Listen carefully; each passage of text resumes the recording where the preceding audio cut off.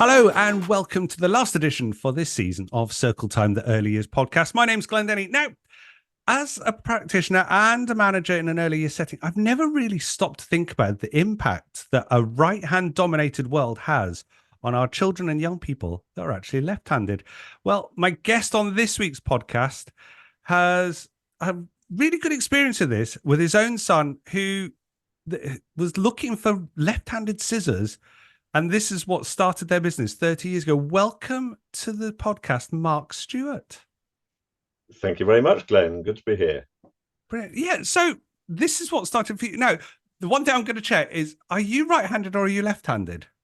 I'm right-handed, as is my wife, who, by the by, is an ex-teacher.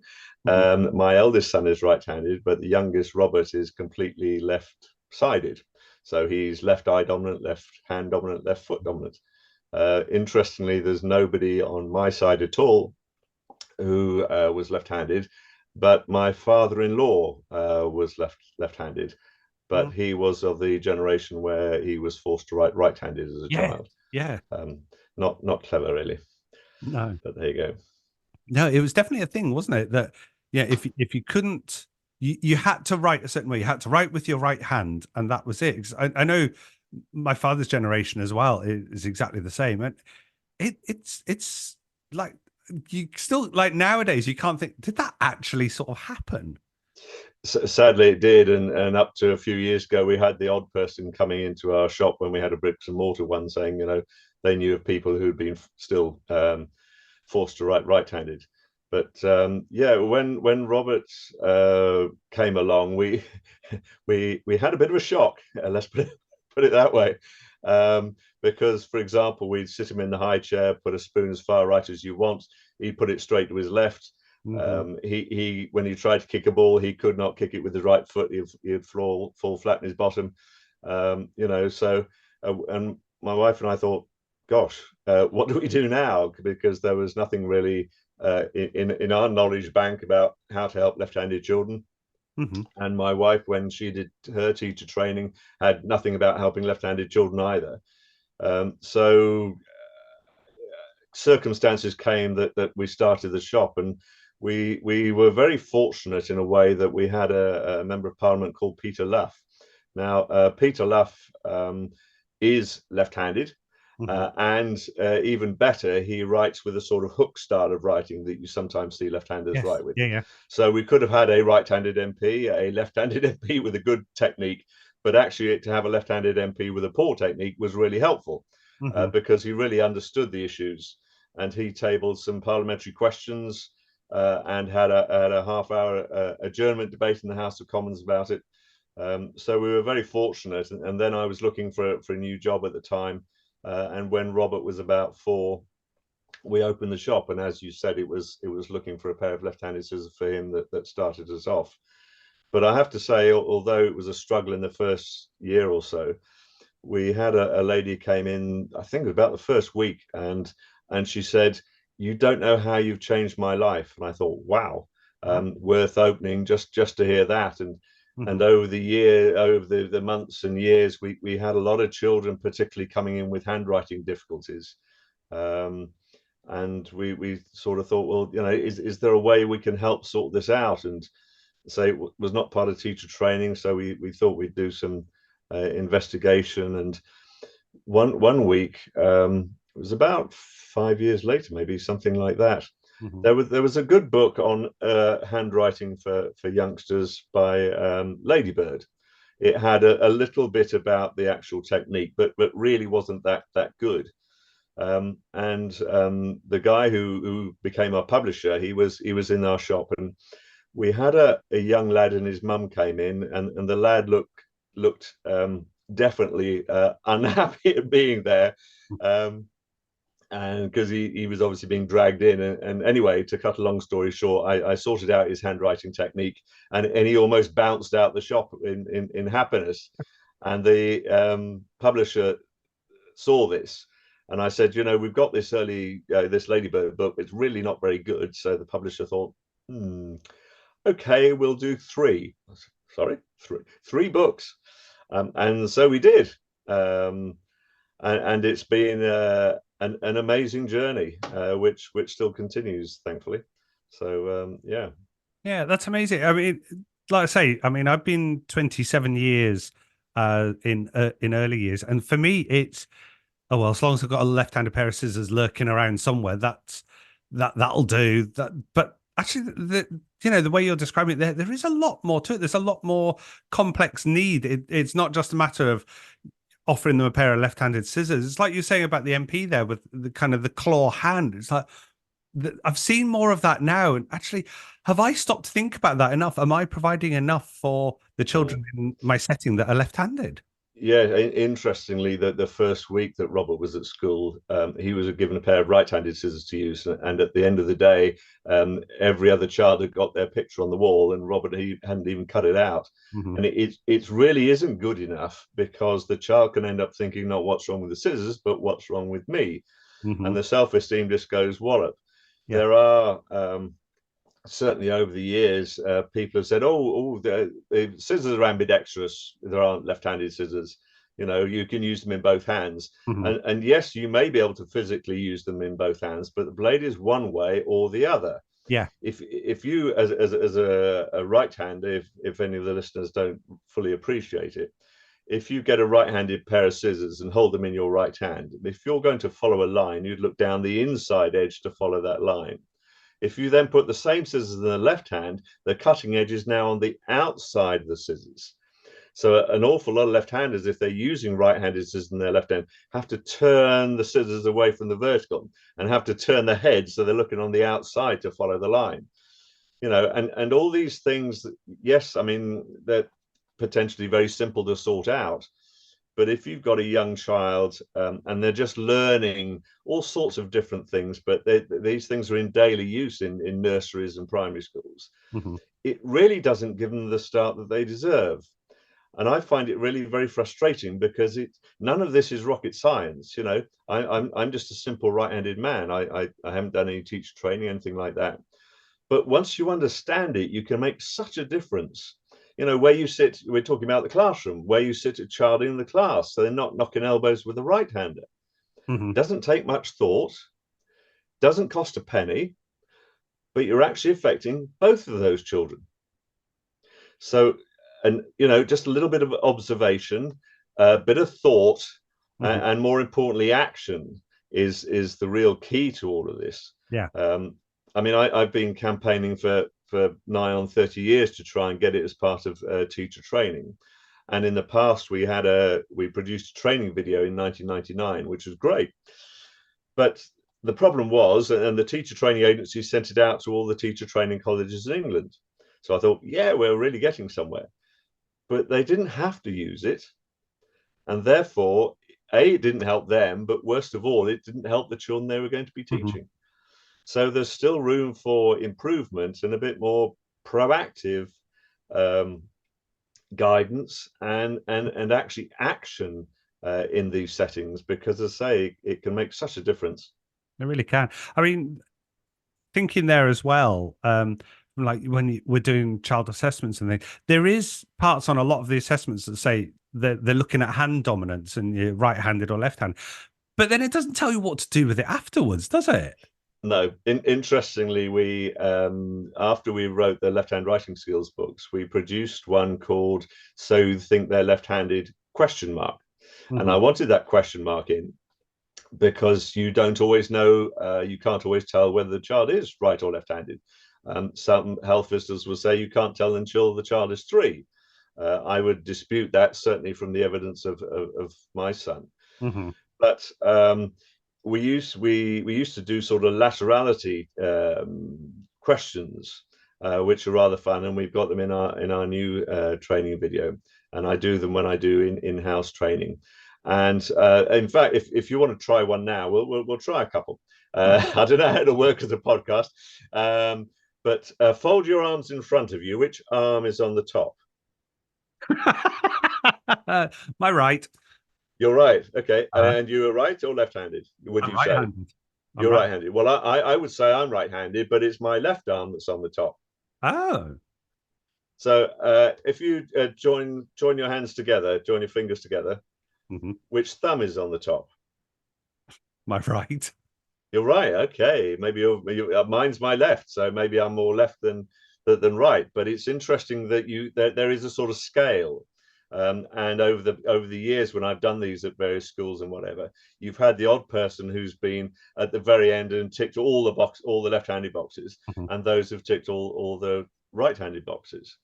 And in the So You Think They're Left-Handed book, what we've done is we've done half a dozen very simple basic activities that the child can do with the parent observing and note down which hand, eye, foot they use.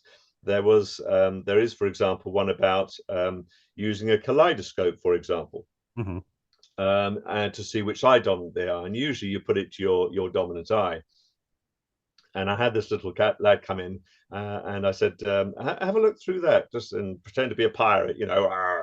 So he went there and he went slap bang between his eyes. So he obviously hadn't quite decided which eye dominant he was, but you know, that is a book that as parents, Heather and I would have been really pleased to have had, because as right-handers, as we've said, you don't really think about it, you don't particularly have any understanding.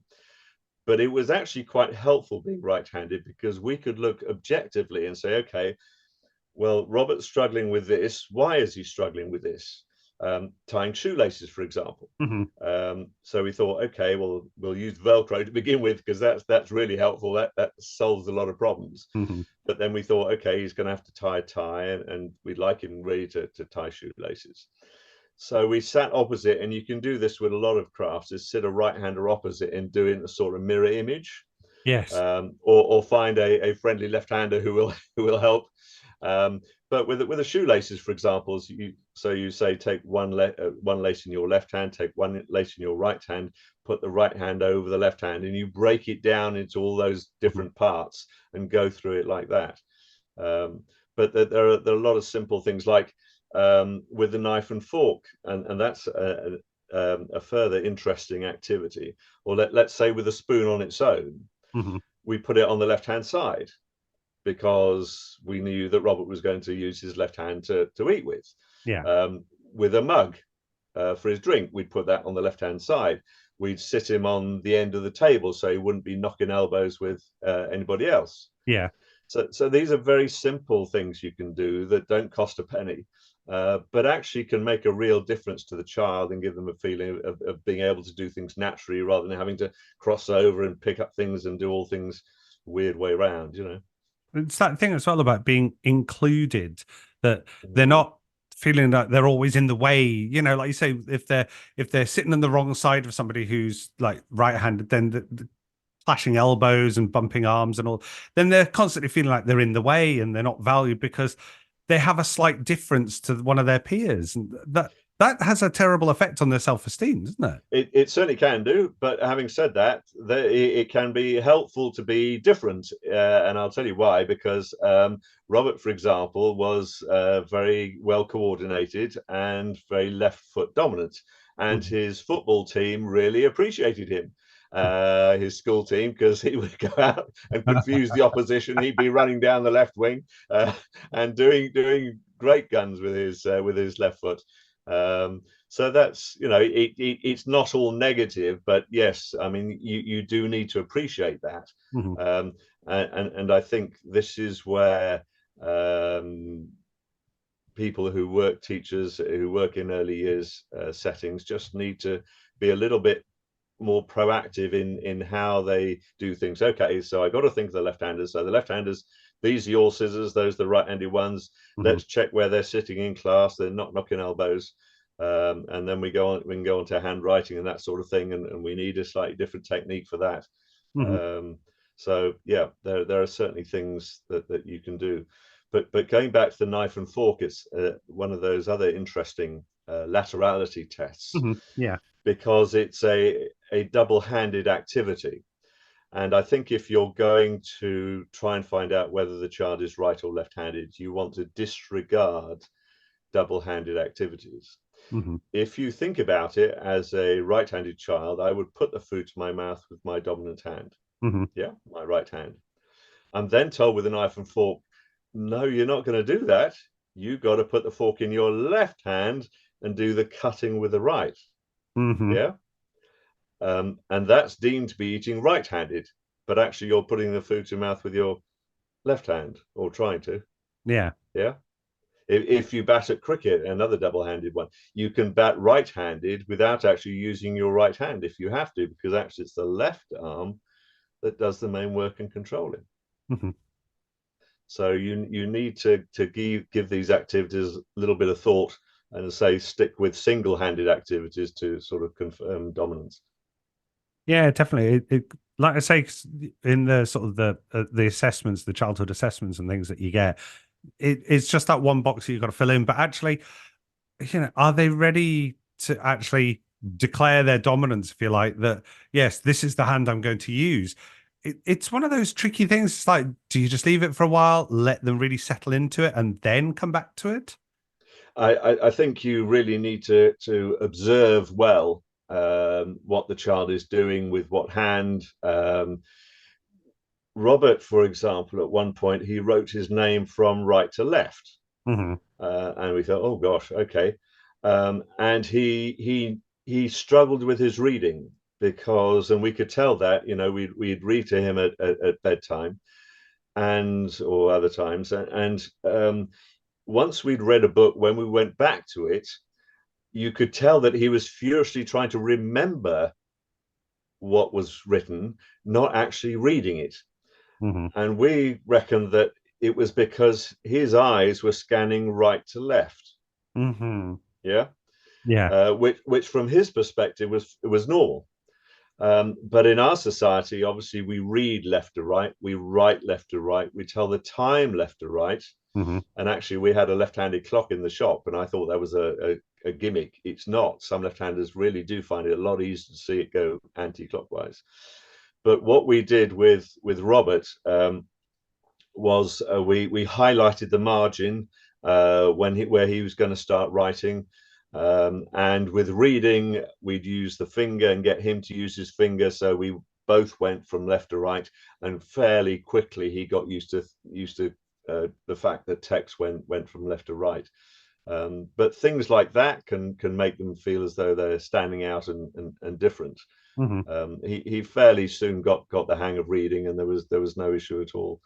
And interestingly, with art as well, age 3 or 4, he did a drawing that had perspective in it. And quite frankly, I struggle to draw matchstick men. Yeah. So left-handers are quite often more artistic, creative, not necessarily across the board, but it was interesting when I had left-handers come into our shop and I asked them the sort of things they did. They were very often designers, engineers, chefs, and it very often fitted in with that sort of artistic, creative side of things. But yeah, there's good observation will take the teacher a long way, I think. Definitely. Yeah. I mean, it's interesting actually, you were saying there about the clock. I never even thought about that, actually. That was just one little thing there. I mean, yeah, I could definitely see about the, having to switch things around a bit. Like we read left to right and we write left to right. But actually it's really difficult. I mean, I'm gonna ask a really daft question now, but when a left-handed person writes for the first, do they actually write right to left? Or, They can do, but they're not necessarily. Mm-hmm. Not Okay. necessarily. And writing is quite a major area of potential difficulty. Yeah. I have seen the most beautiful handwriting from a left-hander, and sadly, I've seen an awful lot of really poor grips Mm-hmm. and really poor handwriting. And I just wish I'd kept numbers of the children we've helped over the years, because I'm sure it's into thousands. And one of the issues, particularly if you're talking about young children, is that in the early years, children use pencil, Mm-hmm. and letter formation can often be okay. And everybody says, great, that looks fine, leave it, let them carry on. What they don't do, though, is to look at how it's produced, so the actual technique. And some people will say, oh, they just do the opposite the right-hander, don't they? No, they don't. No, they don't. You need to, as right-handers, to a certain degree, we can get away with a poor technique because we're going away from the writing all the time. The left-hander comes from behind it. So unless they adapt the technique, can end up smudging it. Their hand covers over the writing. They have problems copying. Finger spacing can be difficult. And all the components of handwriting are absolutely critical for the left-hander. So how you hold the pen or pencil, where you have it in the hand, how you have the paper, and how you have the wrist is all absolutely critical. And you get one of those components out of place, and you're still going to be end up going over what you're writing and smudging and making a mess of it. And very often the children we had in our shop were sort of 8, 9, 10, just starting to use a pen, and suddenly their handwriting is letting them down. Nobody knows how to help them. Self-esteem goes down, marks goes down, and it all goes to pot. And if good habits can be embedded early, potentially you're going to save an awful lot of time and effort and remedial work later on. So whilst the child may not understand entirely the whys and wherefores, any good habits you can encourage will help. I have to say, from my experience, it wasn't until Robert was probably about 7 or 8 that he could really understand what he was meant to do and put it into writing. But what you can do, which doesn't always work, but it has, I found it to be helpful, is to a certain degree you cause the problem to solve it.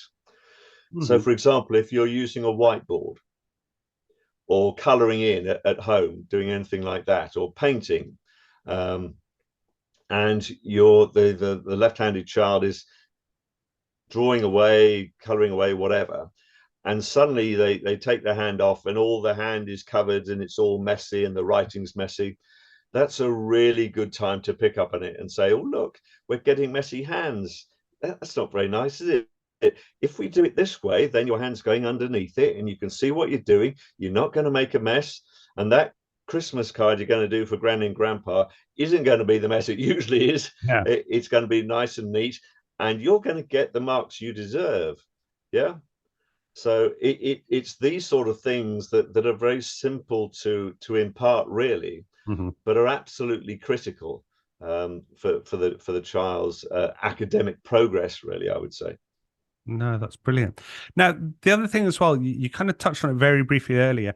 You've actually produced a new downloadable interactive training video as well, haven't you? Which I think, if I'm right, that's on the My CPD group website, isn't it? It is, yes. Well, we had a bricks and mortar shop, as I said previously, and we had a toy shop within it, and our left-handed section.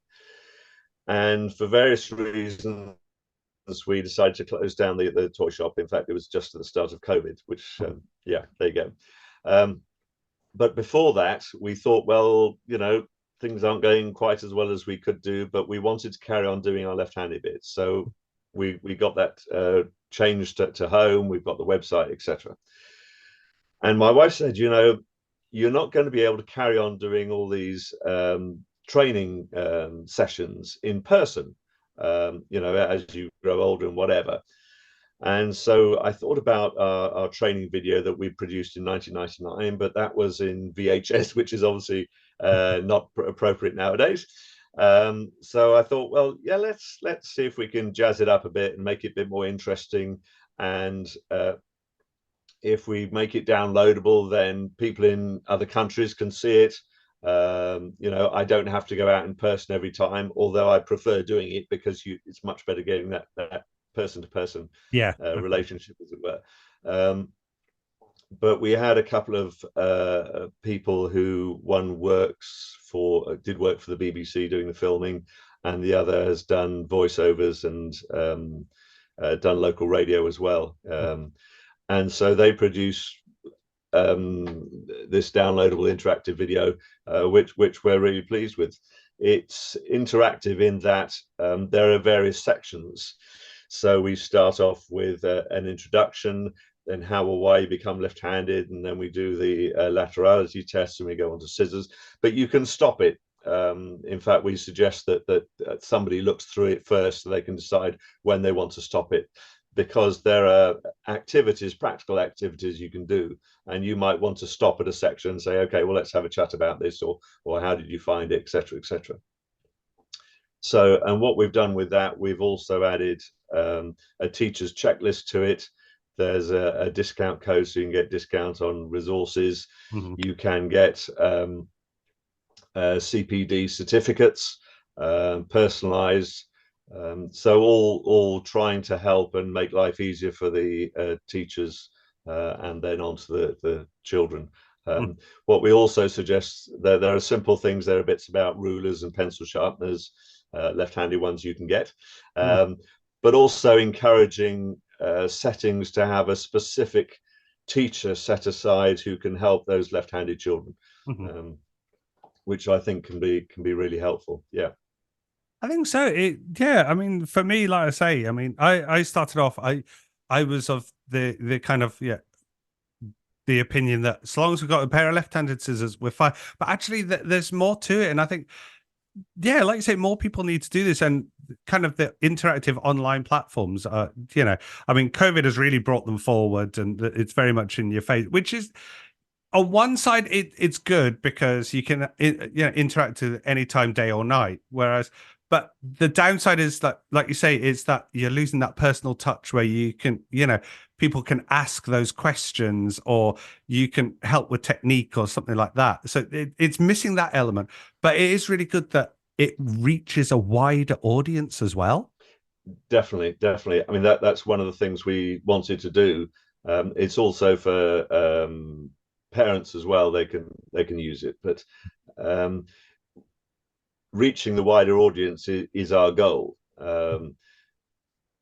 Yeah, it's actually, we've sold a couple in Australia, which blows my mind a little bit, because there's a guy out there who's got our books, and yeah, so he's sold a couple, but it's a matter of getting out there, and once it's out there, hopefully it'll go like ripples, that people will understand it, and one would like to think, not only in the academic life but in society generally, there might be a bit more understanding and a bit of more equality or equity in society's attitudes towards left-handers, because I know in some countries they're still viewed less than positively, let's put it that way.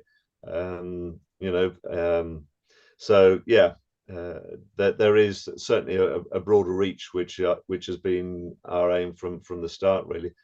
Definitely.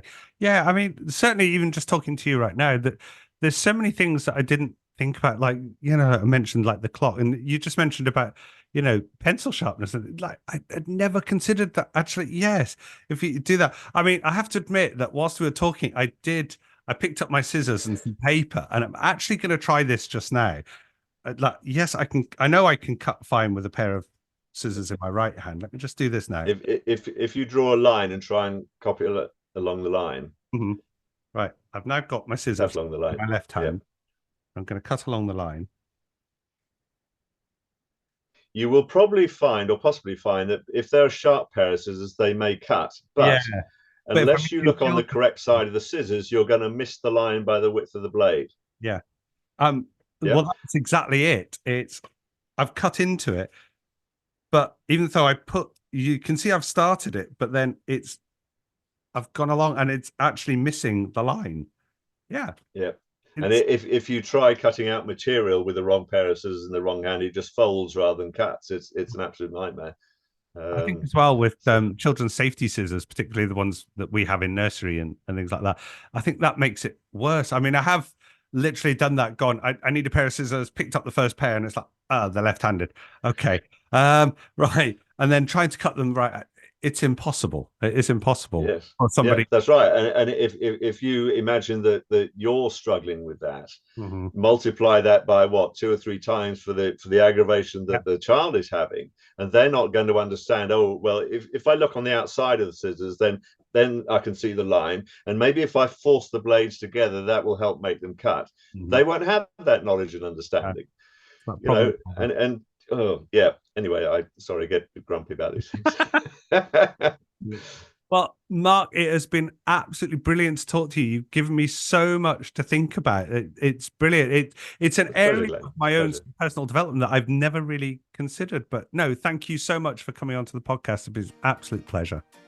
Thank you very much, Glenn. Much appreciated. Mark Stewart, thank you.